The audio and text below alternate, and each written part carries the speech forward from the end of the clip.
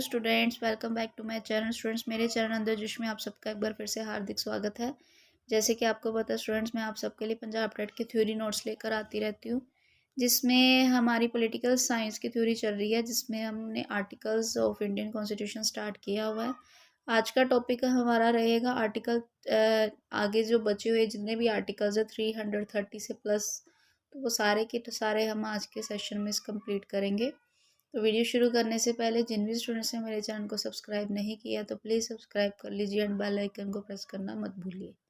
क्या रहता है आज का आर्टिकल? आर्टिकल 330 क्या कहता है कि लोकसभा में अनुसूचित जातियों और अनुसूचित जनजातियों के लिए स्थानों का आरक्षण। ये इंपॉर्टेंट टॉपिक है। कई बार क्वेश्चन ये आता है कि लोकसभा में अनुसूचित जाति और जनजातियों के लिए जो आरक्षण रखा गया वो किस आर्टिकल के तहत है, तो आर्टिकल 330 के अकॉर्डिंग है। नेक्स्ट आर्टिकल 331 क्या कहता है?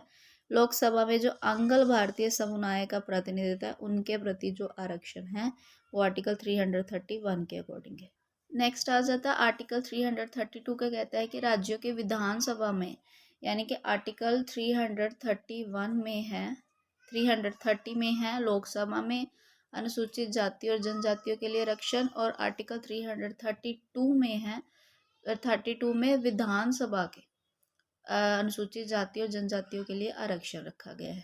333 क्या कहता है कि राज्यों के विधानसभाओं में आंग्ल भारतीय समुदायों के प्रतिनिधित्व, यानी कि आर्टिकल 331 में लोकसभा में आंग्ल भारतीय समुदाय की बात है, और आर्टिकल 333 में राज्यों के विधानसभाओं में आंग्ल भारतीय समुदाय का प्रतिनिधित्व किया गया।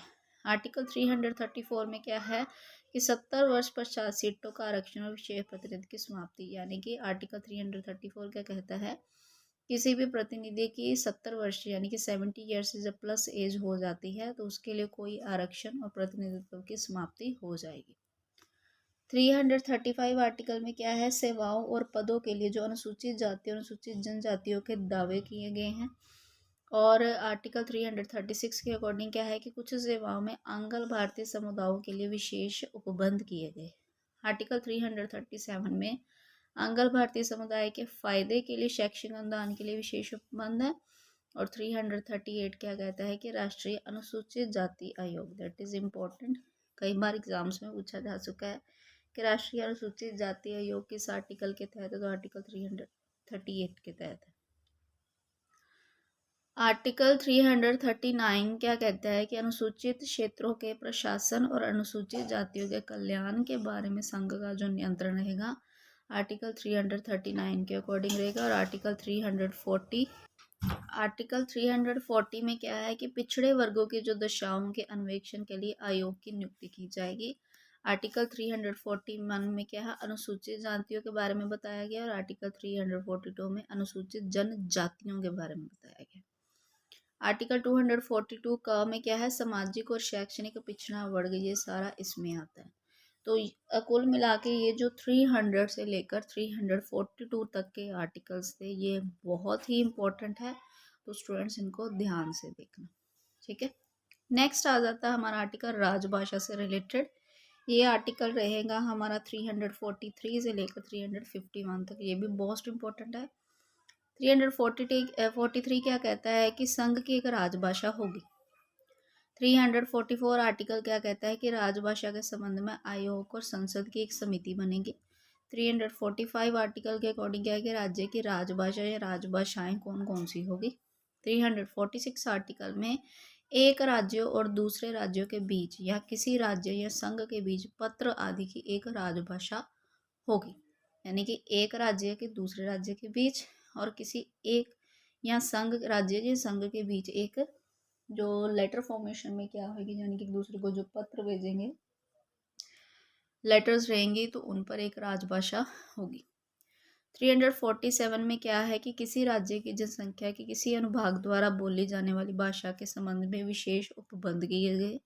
348 में उच्चतम न्यायालय और उच्च न्यायालयों में और अधिनियमों और विधेयकों आदि के लिए प्रयोग किए जाने वाली भाषा के बारे में बताया गया है।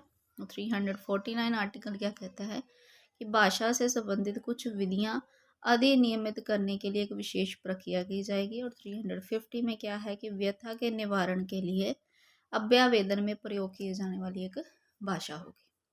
नेक्स्ट है 350A में क्या है कि प्राथमिक स्तर पर मातृभाषा में शिक्षा की सुविधाएं दी जाएंगी। यानी कि ये क्वेश्चन भी इम्पोर्टेंट है कि बोला जाता है, कहा जाता है कि 350A के अकॉर्डिंग क्या है कि बच्चों को प्राइमरी लेवल तक, प्राथमिक स्तर तक सिर्फ उनको मातृभाषा, उनकी मातृभाषा में ही पढ़ाया जाएगा। और 350 का क्या है कि भाषाई अल्पसंख्यक वर्गों के लिए विशेष अधिकार होंगे। और 351 में क्या है कि हिंदी भाषा विकास के लिए निर्देश। ये मोस्ट इम्पोर्टेंट है, कई बार एग्जाम में आ चुका है कि हिंदी भाषा विकास के लिए जो निर्देश दिए गए हैं वो किस आर्टिकल के अंडर हैं, आर्टिकल 351 के अंडर आते हैं। नेक्स्ट है आपातकालीन प्रावधान क्या है, ये भी इम्पोर्टेंट है, एमरजेंसीज, जो कि 352 से 360 तक रहती है हमारी। क्या है 352 में क्या है कि आपात की उद्घोषणा, यानी कि इमरजेंसी की, जब देश में कोई इमरजेंसी लगती है तो उस टाइम पे क्या किया जा सकता है। 353 आर्टिकल में क्या है कि आपात की उद्घोषणा का एक प्रभाव, क्या अफेक्ट होगा अगर इमरजेंसी लगेगी तो क्या देश में इफेक्ट होगा। 354 क्या कहता है कि जब आपातकाल की उद्घोषणा प्रवर्तन में है तब राजस्वों के वितरण संबंधी उपबंधों पर लागू होगा। 355 क्या कहता है कि बाह्य आक्रमण और आंतरिक अशांति से राज्य की जो संरक्षा करने का संघ का कर्तव्य होगा। यानी कि अगर देश को किसी दूसरे देश से आक्रमण या आंतरिक उसके देश के अंदर ही कोई अशांति फैलती है तो उस टाइम पे जो राज्य का प्रबंध चलाने का किसका कर्तव्य होगा, वो संघ का होगा। उसके बाद आ जाती है 356 आर्टिकल में क्या है कि राज्यों में स्वैधानिक तंत्र के विफल हो जाने की दशा में पाबंद। यानी कि ये इमरजेंसी है कि जब, जिसको हम कह सकते हैं कि राष्ट्रपति शासन, ये वो वाली इमरजेंसी है जिसमें कि अगर राज्य की गवर्नमेंट जो है वो गवर्नमेंट चलाने में फेल हो जाती है तब ये वाली इमरजेंसी लगती है। 357 आर्टिकल में क्या है कि अनुच्छेद 356 के अधीन की गई उद्घोषणा के अधीन विधायी शक्तियों का प्रयोग किया जाए। और 358 के अकॉर्डिंग क्या है इसके कि आपात के अनुसार जो अनुच्छेद 19 है, यानी कि आर्टिकल 19 जो है उसके उपबंधों पर निलंबन किया जाएगा, इनको रिस्ट्रिक्ट नहीं किया जाता। 359 क्या है कि आपात के दौरान भाग 3 द्वारा प्रदत्त अधिकारों के प्रमाण, यानी कि ये जो पूरे अधिकार हैं वो भी एक तरह के ख़त्म कर दिए जाते हैं। और आर्टिकल 359 के ए के अकॉर्डिंग क्या है कि इस भाग का पंजाब राज्य पर लागू होना, ये वाला जो आर्टिकल है वो निरस्त कर दिया गया। ओके, ये कट है। लास्ट आ जाती है आर्टिकल 360, ये क्या है, वित्तीय आपात, यानी कि अगर देश में कोई फाइनेंस को लेकर इमरजेंसी लगती है, ये उसके बारे में है। वैसे स्टूडेंट्स आज तक भारत में कभी भी ये वित्तीय आपात की नौबत नहीं है। नेक्स्ट आ जाता है विविध प्रावधान। कुछ और प्रावधान क्या है, 361 आर्टिकल क्या कहता है कि राष्ट्रपति और राज्यपाल और राज्य प्रमुखों का संरक्षण किस प्रकार किया जाए। 361A के अकॉर्डिंग क्या है कि राज्य और संसद और राज्यों के विधानमंडल कार्यवाही के प्रकाशन का संरक्षण कैसे हो। 361 ख का कहते हैं कि लाभप्रद राजनीतिक पद की नियुक्ति के लिए जो निर्भरता होगी उसके बारे में है। 363 क्या कहता है कि कुछ संधियों, करारों आदि से उत्पन्न विवादों में न्यायालय के हस्तक्षेप का वर्जन। यानी कि यदि किसी दो राज्यों के बीच में संधियां या आपस में करार होते हैं तो उन पर उत्पन्न हुए विवादों में जो न्यायालयों का हस्तक्षेप नहीं होगा। 363 आर्टिकल क्या कहता है कि देशी राज्यों के शासकों को दी गई मान्यता की समाप्ति और निजी उपाधियों का भी अंत इसके अकॉर्डिंग ही होगा। 364 के क्या है कि महापत्रों और विमान क्षेत्रों के बारे में जो विशेष उपबंध किए जाएंगे। 365 में संघ द्वारा दिए गए निर्देशों का अनुपालन करने में या उनको प्रभावी करने में असफलता का जो प्रभाव होगा ये बताया जाएगा। और 366 में इनकी सारी परिभाषाएं और 367 में क्या है, एक निर्वाचन प्रणाली बताई गई है। नेक्स्ट मोस्ट इम्पोर्टेंट है कि संविधान का संशोधन, ये भी मोस्ट इम्पोर्टेंट है, कई बार एग्जाम्स में आ चुका है कि संविधान में संशोधन करने की जो प्रक्रिया है वो किस आर्टिकल के तहत हो, तो आर्टिकल 368 के तहत है कि संविधान में जो संसद की शक्ति है, किसी भी अगर रूल उसको लगता है कि इसमें कुछ चेंजेस आने के चांसेस है तो वो चेंजेस कर सकते हैं। नेक्स्ट है अस्थायी संक्रमणकालीन विशेष उपबंध क्या है।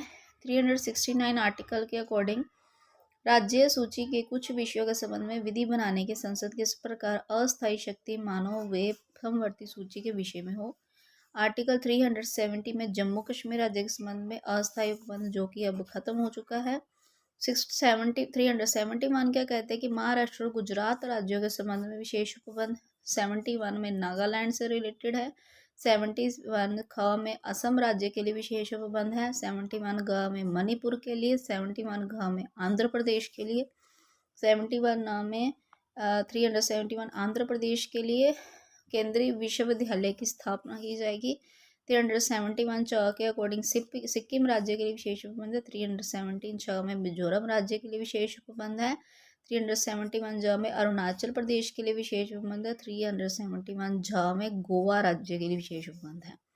और 371 न में कर्नाटक राज्य के लिए विशेष, यानी कि ये कुछ ऐसे राज्य हैं जिनके लिए हमारे इंडियन कॉन्स्टिट्यूशन में कुछ विशेष उपबंध किए गए हैं। आगे है 372 क्या कहता है, विद्यमान विधियों का प्रवृत्त बने रहना और उनका अनुकूलन किस प्रकार हो। 372 का में विधियों का अनुकूलन करने की जो राष्ट्रपति शक्ति होगी वो किस प्रकार की होगी। 373 में क्या है, निवारक निरोध में रखे गए व्यक्तियों के संबंध में कुछ दशाओं में आदेश करने की जो राष्ट्रपति की शक्ति होगी वो इसी तहत होगी। 374 में संघीय न्यायालय के न्यायाधीशों और संघीय न्यायालय में हिज मेजेस्टी के समक्ष लंबित कार्यवाही के बारे में उपबंध किए जाएंगे। और 375 में क्या है कि संविधान के उपबंधों के अधीन रहते हुए न्यायालयों प्राधिकारियों और अधिकारियों का कृत्य करते रहना चाहिए। और 376 में उच्च न्यायालयों के न्यायाधीशों के बारे में कुछ उपबंध बताए गए हैं, ये भी इम्पोर्टेंट है। 377 में क्या है कि भारत के नियंत्रक महालेखा परीक्षक के बारे में उपबंध है। आर्टिकल 378 क्या बताता है कि लोक सेवा आयोगों के बारे में उपबंध किस प्रकार किए जाएं। 78 का में आंध्र प्रदेश विधानसभा की अवधि के बारे में विशेष उपबंध किस प्रकार के रहेंगे। 379 भी निरस्त हो चुका है। 80 भी, 381 भी, 382 भी, 383 भी, 384 भी, 383 ये सारे आर्टिकल्स क्या है, ये निरस्त हो चुके हैं, यानी कि ये अब कैंसिल हो चुके हैं।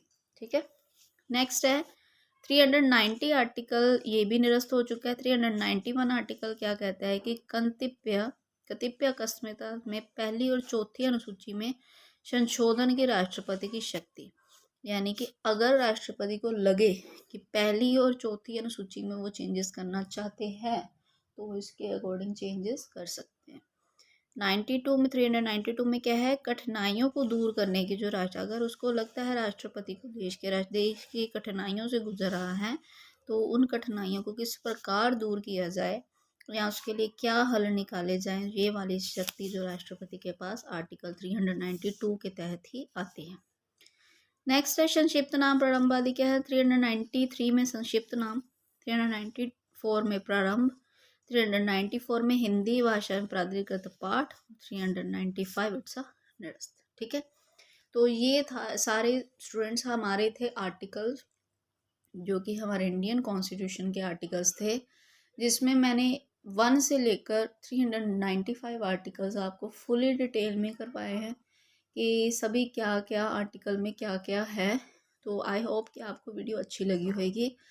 प्लीज़ अगर आपको वीडियो अच्छी लगती है तो मेरे चैनल को सब्सक्राइब, शेयर एंड लाइक ज़रूर करें एंड कमेंट सेक्शन में मुझे बताएं कि आपको वीडियोस कैसी लगी। और नेक्स्ट हम इसके अब turn by turn according to syllabus, जो पंजाब टेट का सिलेबस रहेगा उसके रिलेटेड हम सारे के सारे turn by turn topic wise videos रहने वाली हैं। तो वीडियो प्लीज़ ज़्यादा से ज़्यादा स्टूडेंट्स को शेयर करो ताकि उनको भी इसका फ़ायदा हो। ओके, तो मिलते हैं नेक्स्ट वीडियो में। Bye bye.